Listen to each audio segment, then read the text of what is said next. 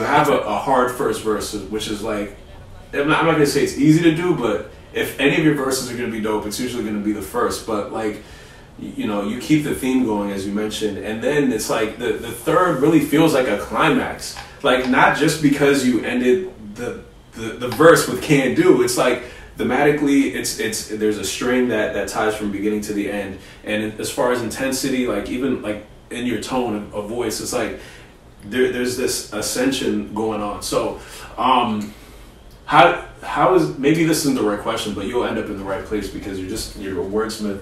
How do you maintain the excitement level in that song and like stay in that pocket long enough to like deliver that kind of climax in a song? Or is that kind of just, is that something you don't focus on and it just happens that way? This whole song was just kind of like really organic, especially since like I made it from the ground up. And I don't know, like well, we were talking about this before, like I like music that's trippy and feels like it has like a progression. I like to fuck with people in my music. Like I like to fuck with people's heads because that's just the type of shit that I like to listen to too. So, you know, I believe that, you know, the main tonal elements to the beat are catchy enough where I could have just wrote the whole song with just, you know, the same thing repeating. But I wanted to change it. In the second verse, it was as simple as just pitching down the main sample. And I think it sounded really tough like that. And actually, King Rye, he says that that's his favorite part of the song is like that pitch down part.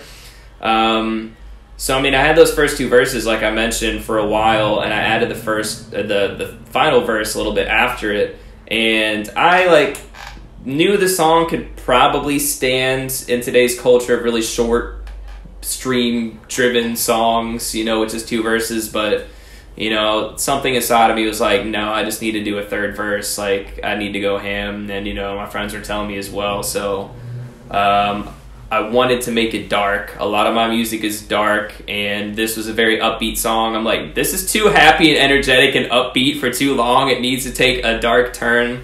So, you know, I originally had some like really dark, I was using the same sample throughout, obviously the same, you know, woman's voice and just playing it different ways. And I had something that was like really kind of dark. And I remember my mom had stopped by and I played her the demo and I just had the 2-verse version. And at the end it was instrumental, kind of trailing into building up to what it was going to be. And it was like really dark and she's like, that sounds really creepy, like a scary movie or something. And I was like, all right, maybe it's too spooky. So I played around with a few different things and kind of got to where it is now. And yeah, and I just knew that I had to go hard in that final verse. And I remember really pushing myself on it, like vocally and just the delivery of it. Like it was physically hard for me to deliver that verse in the way that I did.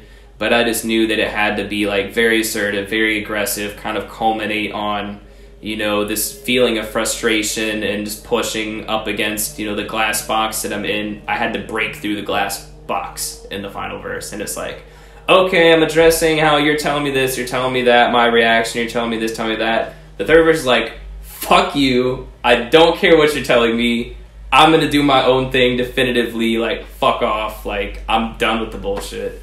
And that's, you know, just kind of the whole vibe that went into that.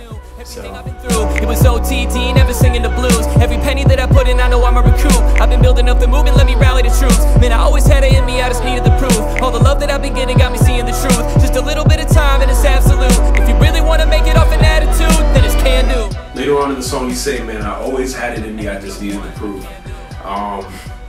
Man, like if we're at the mercy of what the world is telling us and we just buy that shit, then we walk around with this untapped potential. We're like Hercules, you know, convincing himself that he's just a human being and not this entity that is worthy of so much more or capable of so much more.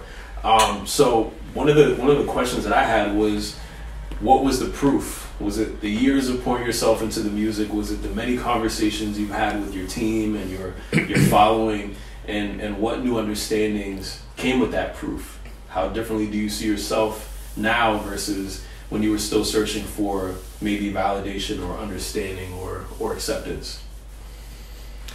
I can't really put a definitive moment on it. There's been so many times in the past, like 8 years, that I've devoted my life to, you know, this making music that have like made me realize that, you know, I had something special, and like I still to this day in this very moment, like sitting in this chair, like have so much self-doubt and so much, you know, apprehension to like do stuff, like, but it's just like I make music for me, and sometimes I'm just straight up talking to myself in songs. So for me to make that affirmation that like I have this, there's proof, there's numbers, there's people, there's numbers of people across the world whose like lives have been impacted by what I'm doing.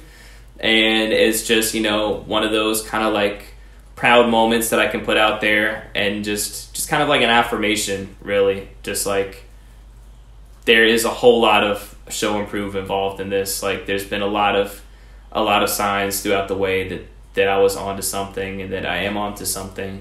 And, you know, yeah, it's just kind of like an affirmation of that, even for myself to hear back on the track when I'm feeling down and be like, okay, you got this. There's people who love this shit. You love this shit. You know you're good. Like, so, you know, that line was for myself as much as for anyone else, and as much as for anyone else who doubts in themselves, whether they're trying to be an artist or just anything, you know. Like, obviously my lens is the lens of an independent artist. You know, and a lot of my network happens to be independent artists or creators, so, you know, that can benefit them in a more direct way. But I think that the message of this song and that line specifically can apply to literally any person that hears it. So that's kind of why that went in.